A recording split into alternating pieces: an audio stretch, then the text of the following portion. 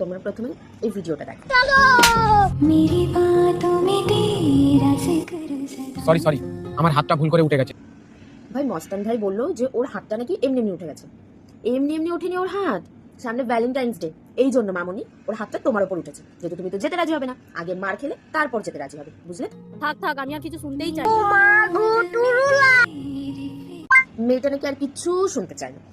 ও মার খেলো তারপরেও নাকি কিছু শুনতে চায় না, কারণ ও তো ভাবছে আমি যদি এখন কিছু বলি ও তো আমাকে ঠিক মানিয়ে নেবে আর আমিও ঠিক মেনে যাব, তারপর তো ঠিক ভ্যালেন্টাইন্স ডের জন্য ওর সঙ্গে চলে যেতে হবে। কি রে বোন, তাই তো? বল তাই তো? ম্যাডাম শোনো না। কেন রে? যেই দেখলি যে ওর বয়ফ্রেন্ড ওকে মারলো, অমনি পাশ থেকে আরেকজন ডাকা শুরু করে দিলি। কেন তুই নিয়ে যাবি ওকে ভ্যালেন্টাইন্স ডে এই জন্য? কি? কোথায় যাচ্ছ? চলো ঘুরে আসি। না, কোনো দরকার নেই। শোন ভাই, ও তোর সঙ্গে যাবে না, বুঝলি তো? ও ঠিক মস্তানের সঙ্গে পরে চলে যাবে, বুঝলি? তাই তুইও মস্তানের হাতে মার খাওয়ার জন্য ওকে আর ডাকিস না।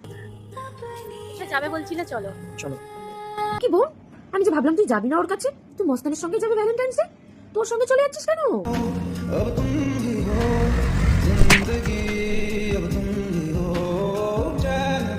বাহ মস্তান বাহ, এটা তুই একটা ভালো কাজ করেছিস। গার্লফ্রেন্ডকে মেরেছিস ঠিক আছে, তুই ওকেও মেরেছিস সেটাও ঠিক আছে।